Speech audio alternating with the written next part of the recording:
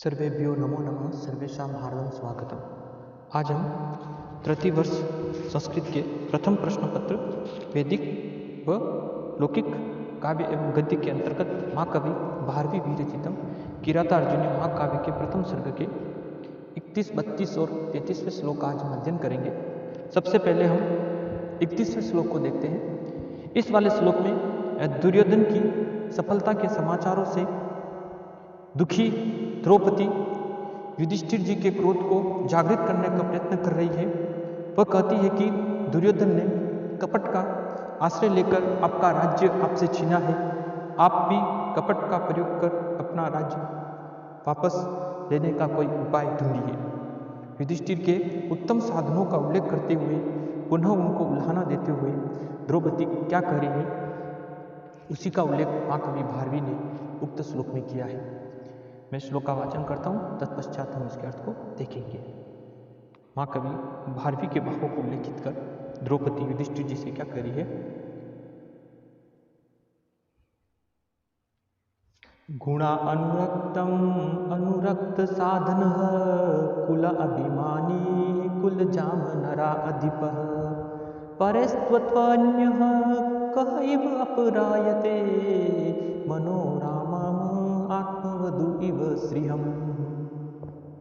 क्या कहती है द्रौपदी? गुण अनुरक्तम अनुरक्त साधन कुल अभिमानी कुल जाम नरा अधिप परेस्त्वत अन्यः कह इव अपरायते मनोरामम आत्मवधु इव श्रियम्। गुण अनुरक्तम अनुरक्त साधन कुल अभिमानी कुल जाम नरा अधिप परेत्वस्त्व अन्यः कह इव अपरायते मनोरमामम आत्मवधु इव श्रियम्। श्लोक का अन्वय इस तरह से होगा। अनुरक्त साधन कुल अभिमानी त्वद अन्यः कह इव नरा अधिपः गुण अनुरक्ताम कुलजाम मनोराम श्रियम आत्मवधुम इव परे अपरायते। अनुरक्त साधन कुल अभिमानी त्वद अन्य, यानी अनुरक्त साधन यानी अपने से अनुराग रखने वाले। गुण अनुरक्त साधनम, अनुरक्त यानी अनुराग रखने वाले, सहायकों से युक्त, अनुराग रखने वाले सभी प्रकार के सहायक या सैनिक साधन से युक्त, कुलाभिमानी अपने क्षेत्रीय कुल के प्रति कुलाभिमानी अभिमान रखने वाले, त्वद अन्य यानी आपके अतिरिक्त अन्य कौन होगा जो कह इव नराधिप, यानी अन्य ऐसा कौन राजा गुणों के कारण अनुराग रखने वाले, गुण अनुरागेन यानी गुणों के अनुराग, गुण अनुरक्ताम यानी गुणों से अनुराग रखने वाले, कुलजाम कुल से प्राप्त हुई यानी परंपरा से प्राप्त हुई, मनोरमा यानी मन को आनंदित करने वाली, मन को प्रफुल्लित कर देने वाली, श्रियम यानी राज्य लक्ष्मी को क्या करेगा, आत्मवधुम इव परे अपरायते यानी आत्मवधु को यानी अपनी पत्नी के समान, अपनी वधु के समान, अपनी भार्या के समान राज्य लक्ष्मी को इव परे अपरायते यानी परे यानी शत्रुओं के द्वारा दूसरे से अपरायते यानी अपहरण करा सकता है। एक साथ आपको वापस देखिए कि अनुरक्त साधन यानी अपने से अनुराग रखने वाले, कुल अभिमानी और अनुरक्त साधनों यानी अपने से अनुराग रखने वाले, सैन्य आदि सहायकों साधन संपदा से युक्त, कुल अभिमानी अपने क्षेत्रीय कुल के प्रति अभिमानी यानी अभिमान रखने वाले, त्वद अन्य यानी तुम्हारे अतिरिक्त, अन्य यानी कौन होगा, इव नरा अधिप यानी जो अन्य राजा, नरा अधिप यानी अन्य राजा गुणों के कारण अनुराग रखने वाले, गुण अनुरक्ता यानी अनुराग रखने वाले, कुलजम यानी परंपरा से प्राप्त हुई, और मनोराम यानी मन को आनंदित कर देने वाली, श्रियम यानी राज्य लक्ष्मी को, आत्मवधु यानी गुणों के कारण प्रेम करने वाली कुलीन अपनी आत्मवधु यानी अपनी भार्या के समान, अपनी पत्नी के समान परे अपराध यानी शत्रु के द्वारा अपहरण करा सकता है। यानी द्रौपदी इस श्लोक में युधिष्ठिर जी को उल्हाना दे रही है कि आपकी सेना आदि नायक आपके प्रति अनुराग रखने वाले थे, आप उत्तम कुल में उत्पन्न हुए थे और आपके शौर्य आदि गुणों के कारण राज्य लक्ष्मी आप में स्थिर थी, वह वंश परंपरा से आपको प्राप्त हुई थी और उससे आपका मन प्रसन्न रहता था। आप ऐसे क्षेत्रीय हैं जो आपने स्वयं ही अपनी राज्य लक्ष्मी को शत्रु को सौंप दिया है। आपका यह आचरण ऐसा ही है जैसे कोई व्यक्ति स्नेह करने वाली अपनी सुंदर और कुलीन भार्या को स्वयं ही शत्रु के द्वारा अपहरण करा दिया। इस कथन के द्वारा द्रौपदी युधिष्ठिर जी से कहती कि आप मुझको जुए में हार कर स्वयं ही दुर्योधन को सौंप दिया है, आपके क्षत्रियत्व को धिक्कार है। इस तरह से इस श्लोक में दुर्योधन अपने भावों को अभिव्यक्त कर रही है। उपमा अलंकार की छठा और वसंत छंद इस श्लोक में विद्यमान है। एक बार पुनः श्लोक का वाचन करते हैं, उसके पश्चात एक बार इस अर्थ को पुनः देखते हैं। क्या कह रहे हैं द्रौपदी युधिष्ठिर जी को? गुण अनुरक्तम अनुरक्त साधन कुलाभिमानी कुल जाम नरा अधिप परेत्वस्त्वन्यः कह इव अपरायेत मनोरमाम आत्मवधू इव श्रियम। अनुरक्त साधन यानी अपने से अनुराग रखने वाले सैन्य आदि साधनों से युक्त कुल अभिमानी, अपने क्षत्रिय कुल के प्रति अभिमान यानी रखने वाली, त्वद अन्य यानी तुम्हारे अतिरिक्त यानी आपके अतिरिक्त, अन्य यानी अन्य कौन होगा, जो इव नराधिप यानी अन्य जो राजा गुणों के कारण नराधिप अनुराग रखने वाली, गुण अनुराग यानी परंपरा से प्राप्त हुई, और कुलजाम और मन को आनंदित करने वाली मनोराम यानी श्री यानी राज लक्ष्मी को आत्मबंधु यानी अपने सुंदर भाया के समान इव परे अपराध यानी शत्रु के द्वारा अपहरण करा सकता है। नमो नमः। आज हम तृतीय वर्ष संस्कृत के प्रथम प्रश्न पत्र वैदिक व लौकिक काव्य एवं गद्य के अंतर्गत महाकवि भारवी वीरचितम किरातार्जुनीय महाकाव्य के प्रथम सर्ग के 32वें श्लोक का अध्ययन करेंगे। इस वाले श्लोक में दुर्योधन द्वारा किए गए अपमानों से व्यथित चित्त वाली द्रौपदी उसकी सफलता से समाचारों को सुनकर दुखी होकर युधिष्ठिर जी के क्रोध को जागृत करने के लिए पुनः उन्हें उल्हाना देते हुए क्या कहती है, उन्हीं भावों का उल्लेख महाकवि भारवी ने उक्त श्लोक में किया है। मैं श्लोक का वाचन करता हूँ, तत्पश्चात हम इसके अर्थ को देखेंगे। क्या कह रही है द्रौपदी युधिष्ठिर जी के क्रोध को जागृत करने के लिए? भवन्तम एतर्हि मनस्वी गृह्यते विवर्तमानं नरदेव वत्सर्मणि कथं न मन्युर्ज्वलयति उदीरितः समेतरु शुष्कमामैव अग्निरुचिकः। क्या कह रही द्रौपदी? भवन्तम एतर्हि मनस्वी गृह्यते विवर्तमानं नरदेव वत्सर्मणि कथं न मन्युर्ज्वलयति उदीरितः समेतरु शुष्कमाम इव अग्निरुचिकः। भवन्तम एतर्हि मनस्वी गृह्यते विवर्तमानं नरदेव वत्सर्मणि कथं न मन्युर्ज्वलयति उदीरितः समेतरु शुष्कमामैव अग्निरुचिकः। क्या कह रही द्रौपदी? अन्वय को देखिए।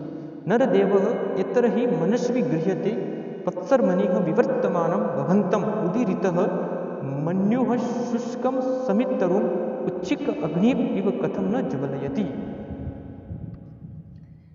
नरदेव यानी नरों में देव, हे मनुष्यों में श्रेष्ठ देवता, हे मनुष्यों में राजश्रेष्ठ युधिष्ठिर जी, एतर्हि यानी इस समय यानी अब, मनस्वी गृह्यते यानी स्वाभिमानी व्यक्तियों के द्वारा, वत्सर्मणि वत्सर्मणि का जहाँ पर अर्थ है मार्ग में, यानी इस समय यानी अब यानी वर्तमान समय में स्वाभिमानी व्यक्तियों के द्वारा, मनस्वी गृह्यते यानी स्वाभिमानी व्यक्तियों के द्वारा, वत्सर्मणि विवर्तमानम यानी स्वाभिमानी व्यक्तियों के द्वारा निंदनीय मार्ग में, फिर क्या कर विवर्तमान यानी मनस्वी गृह्यते यानी स्वाभिमानी व्यक्तियों के द्वारा जो निंदनीय मार्ग में, विवर्तमान यानी क्रोधित होते हुए, बिल बिलाते हुए, भवंतम यानी आपका, उदीरित यानी आपका जो जागृत होना, उदीरित का तो उद्दीप्त होना यानी उदीरित होना, मन्यु यानी क्रोध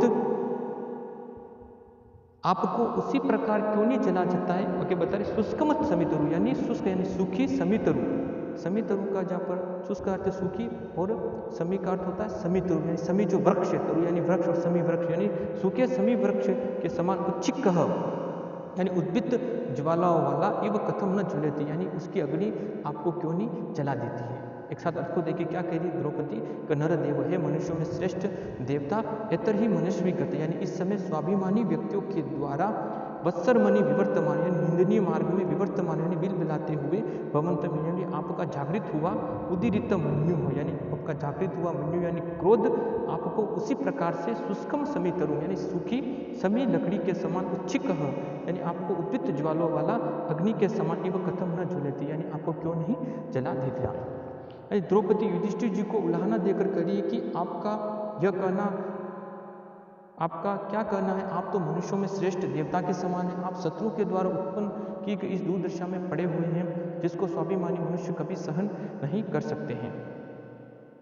इस दुर्दशा का अनुभव करते हुए किसी स्वाभिमानी का हृदय क्रोध से जल नहीं जाएगा। अब तो आपको अपने मन में क्रोध और उत्साह को भरकर अपनी विपत्तियों का प्रतिकार करने के लिए उद्यत हो जाना चाहिए, क्योंकि इस प्रकार के क्रोध तो आपको उसी प्रकार से जला सकता है जिस प्रकार से सूखे समी के वृक्ष को अग्नि क्या करती है, बहुत जल्दी जला देती है।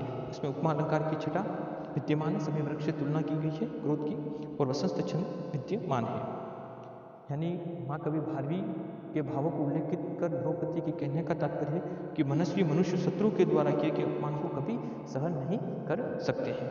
एक बार पुनः श्लोक का वाचन कर इसके अर्थ को देखते हैं। भवन्तम एतर्हि मनस्वी गृह्यते विवर्तमानं नरदेव वत्सर्मणि कथं न मन्युरजवलयति उदीरितः समेतरो शुष्कामिव अग्निर्चिक्कः। नरदेव यानी हे मनुष्यों में श्रेष्ठ देवता, एतर यानी इस समय मनुष्य गति यानी स्वाभिमानी व्यक्तियों के द्वारा वत्सरमणि यानी निंदनीय मार्ग में विवर्तमान यानी बिल बिलाते हुए आपको भवंतम यानी आपको उदीरित यानी उदित हुआ मन्यु यानी क्रोध उसी प्रकार से नहीं जला देता है जिस प्रकार शुष्कम समित यानी सूखे समी तरु यानी समय वृक्ष की लकड़ी को उच्चिक यानी उद्भित ज्वालों वाली अग्नि इव कथम न जलती यानी आपको क्यों नहीं जला देती है। आज हम तृतीय वर्ष संस्कृत के प्रथम प्रश्न पत्र वैदिक व लौकिक काव्य एवं गद्य के अंतर्गत महाकवि भारवी विरचितम किरातार्जुन महाकाव्य के प्रथम सर्ग के 33वें श्लोक का अध्ययन करेंगे। इस वाले श्लोक में अब दुर्योधन की सफलता के समाचारों को सुनकर उसके द्वारा की गई अपनी दुर्दशा का श्रवण कर द्रौपदी अत्यधिक क्रोधित हो जाती है और वह युधिष्ठिर जी के क्रोध को उद्भित करने का प्रयत्न करती है। वह कहती है कि आपको क्रोध करके शत्रु के विनाश का कोई उपाय उद्योग करना चाहिए, जो क्रोध नहीं करता उसका कहीं भी आदर नहीं होता है। इस तरह से उन्हीं भावों का उल्लेख महाकवि भारवी ने उक्त श्लोक में किया है। मैं श्लोक का वाचन करता हूँ, तत्पश्चात हम इसके अर्थ को देखेंगे। महाकवि भारवी के भावों को उल्लेखित कर द्रौपदी युधिष्ठिर जी से क्या कह रही है। अवंध को पश्य विहंतुर आपदां भवन्ति वश्या स्वयमेव देहिनः अमर्ष शून्येन जनस्य जंतुना न जात हार्देन न विद्विषा आदरः। क्या कह रही द्रौपदी। अवंध को पश्य विहंतुर आपदां भवन्ति वश्या स्वयमेव देहिनः अमर्ष शून्येन जनस्य जंतुना न जात हार्देन न विद्विषा आदरः। अवंधस्य कोपस्य विहंतुर आपदां भवन्ति वश्या स्वयमेव देहिनः अमर्ष शून्येन जनस्य जंतुना न जात हार्देन न विद्विषा आदरः। श्लोकान्वय इस तरह से होगा। अवंध कोपस्य आपदां विहंतु देहिन स्वयमेव एव वश्या भवन्ति जंतुना अमर्ष शून्येन जनस्य न जात हार्देन न विद्विषा आदरः। उपयोगी श्लोक है, बहुत ही लौकिक जगत की बातों को उल्लेखित करने वाला जो होता है परीक्षा उपयोगी पूछा भी जाता है। अबंध कोपश्य, अबंध कोपश्य कोप का अर्थ क्रोध और अबंधश्य यानी जो क्रोध कभी भी असफल नहीं होता, यानी सफल क्रोध करने वाले, यानी जिस क्रोध का फल निश्चित रूप से प्राप्त होने, अनिष्फल यानी जो निष्फल नहीं होता, जो सफल क्रोध करने वाले। फिर करें और आपदाम विहंतु, आपदाम यानी आपत्तियों का निवारण, विहंता में आपत्तियों का संहार करने वाले, आपत्तियों को नष्ट करने वाले या शत्रु का विनाश करने वाले व्यक्ति के देहिन यानी व्यक्ति के जो वश में, विहंतु यानी विनाश करने वाले, विहंतु यानी विनाश करने वाले, देहिन यानी उस प्राणी के, उस व्यक्ति विशेष के देहिन यानी देह को धारण करने वाले प्राणी क्या होते हैं, स्वयं में वश्या भवन्ति यानी स्वयं ही उसके वश में हो जाते हैं। फिर जंतुना अमर्ष शून्येन, फिर कहते हैं कि जंतुना यानी प्राणी के द्वारा अमर्ष शून्येन यानी किसी प्राणी विशेष के द्वारा अमर्ष शून्येन, अमर्ष शून्येन, अमर्ष का अर्थ नमर्ष यानी जिसमें क्रोध नहीं, यानी क्रोध से रहित हो जाने पर जनस्य न जात हार्देन यानी न तो उसका जनस्य न जात हार्देन यानी न तो उस मनुष्य का जनस्य न जात हार्देन न विद्विषा आदर यानी न तो उस मनुष्य का, उस व्यक्ति विशेष का जनस्य न जात हार्देन यानी उस व्यक्ति विशेष का न तो जात हार्देन, न तो मित्र उसका आदर करते हैं और न ही क्या करते हैं विद्विषा यानी द्वेष रखने वाले शत्रु उसका आदर करते हैं। एक साथ उसको देखिए कि अबंध कोपश्य यानी सफल क्रोध करने वाले, यानी सफल क्रोध करने वाले, अनिष्फल क्रोध करने वाले, और आपदाम विहंतु और आपदाओं का विनाश करने वाले, शत्रु का विनाश करने वाले, देहिन यानी उस व्यक्ति विशेष के स्वयं एवं वश्या भवन्ति यानी प्राणी स्वयं ही उसके वश में हो जाते हैं। जंतुना अमर्ष शून्येन यानी व्यक्ति के क्रोध से शून्य हो जाने पर जनस्य न जात हार्देन, यानी उस व्यक्ति विशेष का न तो जात हार्देन यानी न तो मित्र उसका आदर करते और न ही विद्वेष आदर, नहीं शत्रु उससे भय करते हैं। यानी क्रोध को यदि मनुष्य का महान शत्रु कहा जाता है, तथापि संसार में रहते हुए अवसर पड़ने पर व्यक्ति को क्रोध अवश्य करना चाहिए। तेजस्वी मनुष्य के अवसर उपस्थित होने पर क्रोध तो अवश्य करना ही चाहिए, परंतु उसका क्रोध निष्फल नहीं होना चाहिए। उसको सदा शत्रु का विनाश करने में तत्पर रहना चाहिए। अन्य व्यक्ति ऐसे मनुष्य के वश में स्वयं ही हो जाते। जो व्यक्ति कभी भी क्रोध नहीं करता है वह न तो किसी से आदर पा सकता और न ही कोई उससे डरता है। इस तरह से इस श्लोक में काव्यलिंग अलंकार और वसंत छंद की छटा विद्यमान है। यानी माँ कवि भारवी ने बताया है कि यद्यपि शास्त्रों में क्रोध को मनुष्य का अंदर स्थित महान शत्रु कहा गया, तथापि लोक व्यवहार का पालन करने के लिए उचित अवसर पर मनुष्य को क्रोध करना चाहिए। क्रोध करने वाले मनुष्य का आदर तभी होता है जबकि उसके अंदर क्रोध को सफल करने का सामर्थ्य उसके अंतर्गत विद्यमान होता है। एक बार पुनः श्लोक का वाचन कर अर्थ को पुनः देखते हैं। क्या कह रही द्रौपदी? अबंध को पश्य विहंतुर आपदाम